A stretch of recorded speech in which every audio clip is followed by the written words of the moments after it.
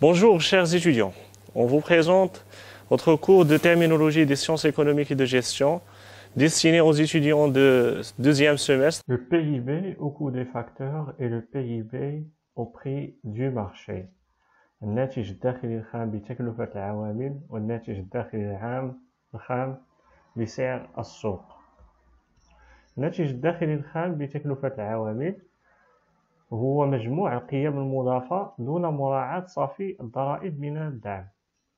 Le PIB au coût des facteurs, c'est le PIB qui est constitué par la somme des valeurs ajoutées sans tenir en compte les impôts nets des subventions. Donc voilà la formule. PIB au coût des facteurs, c'est la somme des valeurs ajoutées tout simplement. Maintenant, le PIB au prix du marché. Le PIB au prix du marché tient en compte les impôts nets des subventions. الناتج الداخلي الخام بسعر السوق يأخذ بعين الاعتبار صافي الضرائب من الدعم. وبالتالي, la formule est présentée comme suit. PIB au prix du marché, c'est la somme des valeurs ajoutées plus les impôts nets des subventions, qui est égal tout simplement au PIB au coût des facteurs plus les impôts moins les subventions. Le PIB nominal et le PIB réel. الناتج الداخلي الخام الاسمي والناتج الداخلي الخام الحقيقي. Le PIB nominal, donc le PIB nominal est appelé également PIB en valeur, donc c'est très important. Il est calculé à travers les prix de l'année en cours.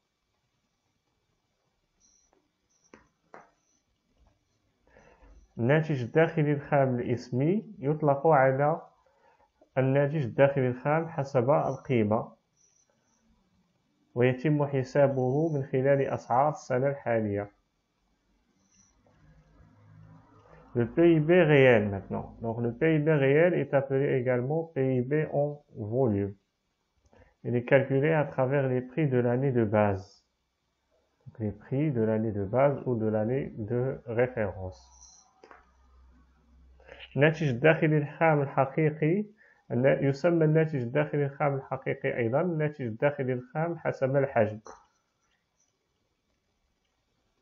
ويتم حسابه من خلال أسعار سنة الأساس أو سنة المرجع. لماذا نقوم بذلك؟ نقوم بذلك من أجل تفادي تأثير الأسعار، تغير الأسعار على تغير القيمة المضافة. إذن يمكننا الناتج الداخلي الخام PIB réel من تحييد أو تفادي تأثير تغير أسعار على نمو القيمة المضافة.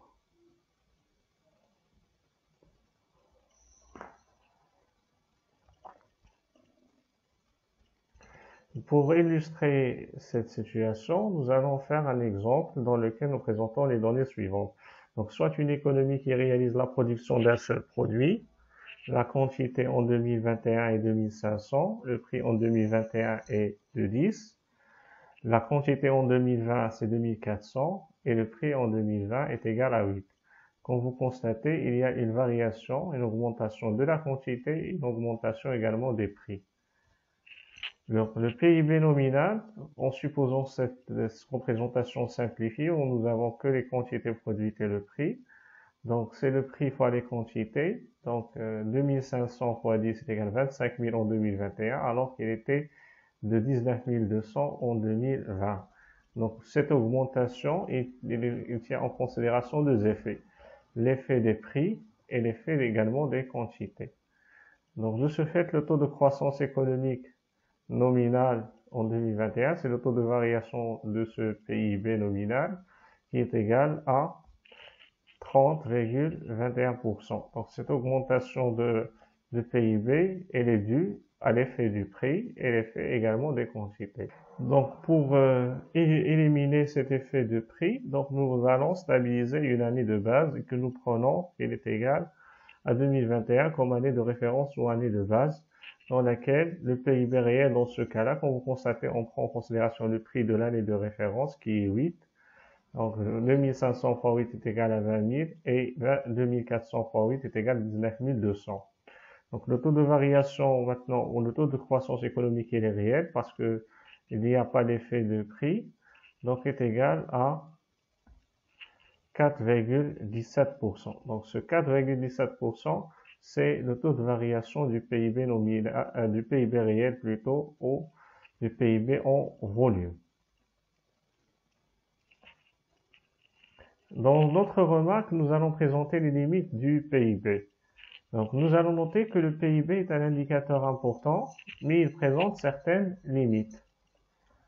Première limite, c'est que le PIB prend en compte seulement les activités qui entraînent des flux monétaires. Donc, ça, c'est très important pour le PIB.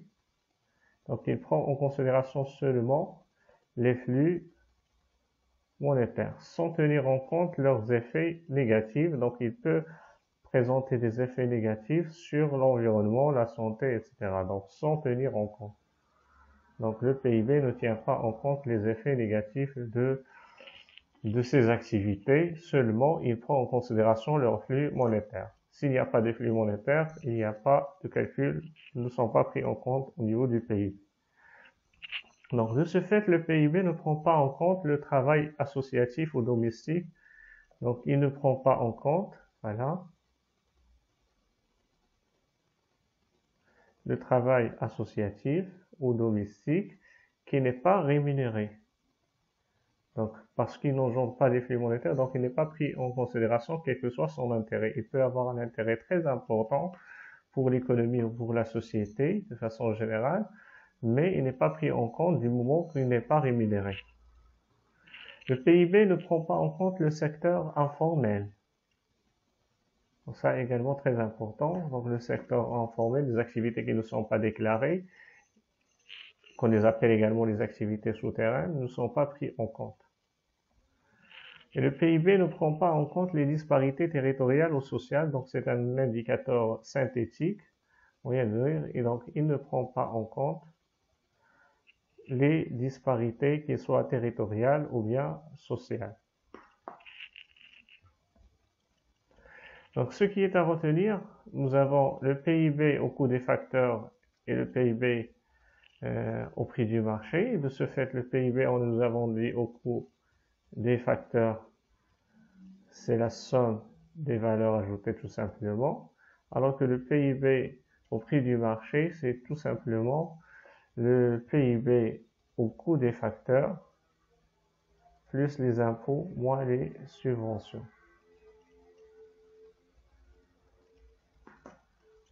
Et nous avons fait également la distinction entre le PIB nominal et le PIB réel, c'est-à-dire le PIB en valeur et le PIB en volume pour éviter ou bien pour éliminer l'effet du prix. Troisième élément, nous avons parlé des limites du PIB. الدخل الوطني الخام المتاح الدخل الوطني الخام المتاح هو مجموع الناتج الداخلي الخام وصافي الإيرادات والتحويلات الواردة من الخارج. Le revenu brut national brut disponible correspond à la somme du PIB et des revenus et transferts nets reçus de l'extérieur. Voilà la formule qui est représentée par le RNBD, revenu national brut disponible. الادخار الوطني الخام هو الفرق بين الدخل الوطني الخام المتاح والاستهلاك النهائي الوطني. Donc l'épargne nationale brute est la différence entre le revenu national brut disponible et la consommation finale nationale. Donc la présentation de la formule est la suivante. Donc comme vous constatez, c'est le RNBD moins la consommation finale nationale. استثمار هو مجموع إجمالي تكوين رأس المال الثابت وتغير المخزون. L'investissement est la somme de la formation brute en capital fixe et la variation du stock. هنا نقوم بشرح معنى إجمالي تكوين رأس المال الثابت. إجمالي تكوين رأس المال الثابت يتوافق مع عمليات الاستحواذ لزاكيزيسيون الصافية بعد التصرف لا سيسيون في الأصول الثابتة لزاكتيف فيكس التي قام بها المنتجون المقيمون خلال الفترة المرجعية بالإضافة إلى بعض الأرباح الرأسمالية على الأصول غير المنتجة الناتجة عن النشاط الإنتاجي للوحدات الإنتاجية أو المؤسسية. En français, la formation brute de capital fixe correspond aux acquisitions nettes de subventions, des cessions plutôt, d'actifs fixes réalisées par des producteurs résidents au cours de la période de référence augmentée de certaines plus-values sur actifs non produits découlant de l'activité de production des unités productives ou institutionnelles. Donc les actifs fixes comprennent tous ces actifs ou bien tous les actifs corporels ou incorporels issus de processus de production et utilisés de façon répétée ou continue dans d'autres processus de production pendant une durée de moins d'un an. إذا قلنا بأن تشمل الأصول الثابتة جميع الأصول الملموسة وغير الملموسة الناشئة عن عمليات الإنتاج وتستخدم بشكل متكرر أو مستمر في عمليات الإنتاج الأخرى لمدة سنة واحدة على الأقل. Donc c'était ça l'explication de la formation brute au capital fixe. Donc nous avons dit que l'investissement est la somme de la formation brute au capital fixe plus la variation de stock. الادخار والاستثمار والنمو الاقتصادي. هنا نربط العلاقة بين هذه المؤشرات الثلاث. عندما يزيد ادخار أفراد المجتمع بوجه عام يؤدي ذلك إلى انخفاض معدلات الفائدة وزيادة إجمالي الأموال المعروضة أمام المقترضين، وتعطي معدلات الفائدة المنخفضة الضوء الأخضر لأصحاب الأعمال التجارية للدخول في مشروعات طويلة الأجل لأنها ستكون مربحة حينئذ. إذن هنا بتركيب يمكننا أن نقول بأن الزيادة في الادخار تؤدي إلى الزيادة في الاستثمار نتيجة انخفاض سعر الفائدة مما يؤدي إلى زيادة في النمو الاقتصادي. هنا الزيادة في الادخار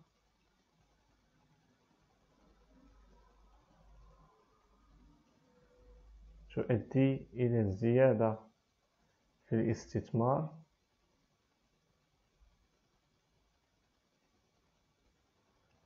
نتيجة انخفاض سعر الفائدة مما يؤدي كذلك إلى الزيادة في النمو الاقتصادي croissance économique. اللغة العربية النمو الاقتصادي.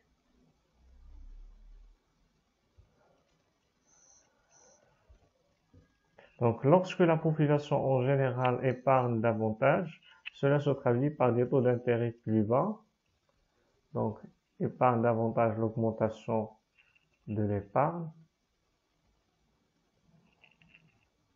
entraîne l'augmentation de l'investissement suite à la baisse du taux d'intérêt, ce qui va entraîner par la suite une augmentation de la croissance économique.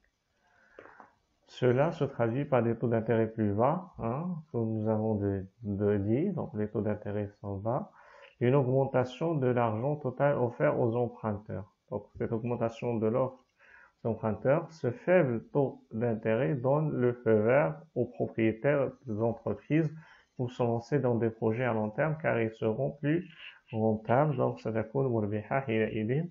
Brièvement, مما يؤدي ذلك إلى ارتفاع النمو الاقتصادي, ce qui entraîne une augmentation de la croissance économique. Voilà. Ce qui est à retenir dans ce point, c'est que les formules que nous avons présentées pour le RNBD, le NB et l'investissement, et nous avons conclu que l'augmentation de l'épargne entraîne la baisse du taux d'intérêt, ce qui encourage les investissements et entraîne une augmentation du taux de croissance économique. النقطة التالية التي سنشير إليها في هذه الحصة هي البطالة le chômage. تعرف البطالة بأنها ظاهرة اختلال في التوازن في سوق العمل بحيث لا يتمكن جزء من قوة العمل في المجتمع من الحصول على العمل منتج رغم أنه قادر على القيام بذلك العمل. Donc le chômage est défini comme un phénomène de déséquilibre sur le marché du travail, de sorte qu'une partie de la force de travail dans la société est incapable d'obtenir un travail productif, même si elle est capable de faire le travail. Donc ce qui est important, c'est que c'est un déséquilibre, ou اختلال في التوازن, un déséquilibre sur le marché du travail, في سوق العمل. إذا البطالة عرفناها بأنها اختلال في سوق العمل. Donc le chômage est défini comme étant déséquilibre dans le marché du travail. Donc sorte qu'une partie de la force de travail, donc les ménages, une partie de ceux qui demandent l'emploi ou qui offrent le travail, il est incapable d'obtenir un travail productif même s'il est capable de le faire. Donc c'est également très important dans la définition, donc il doit être capable de le faire. قادر على القيام بالعمل. Donc, le chômage, par définition, est le groupe de personnes actives, donc ça c'est important, c'est de la population active, qui ne travaillent pas. Donc, la population active, c'est qui est entre 15 et l'âge de la retraite, qui ne travaillent pas et qui sont disposés à travailler au salaire en vigueur sur le marché. Donc, c'est très important de mentionner qu'ils doivent être disposés à travailler, qu'ils veulent travailler. البطالة هي عبارة عن مجموعة من الأشخاص النشيطين الذين لا يعملون ولديهم الرغبة في العمل، أي يبحثون عن عمل عند مستوى الأجر السائد في السوق. هنا نتحدث بطبيعة الحال عن الأشخاص النشيطين، أي الساكنة النشيطة التي يتراوح عمرها ما بين 15 وسن التقاعد. يعبر عن البطالة كنسبة مئوية من القوى العاملة بمعدل البطالة، والذي يعد أحد المقاييس الرئيسية لأداء اقتصادي ما، والذي تركز معظم دول العالم على إبقائه منخفضا. Donc le chômage est exprimé en pourcentage par le taux de chômage, qui est l'un des principaux indicateurs de la performance d'une économie que la plupart des pays du monde s'efforcent de maintenir à un niveau bas. Donc, on définit le taux de chômage comme étant le rapport entre la population en chômage et la population active en pourcentage.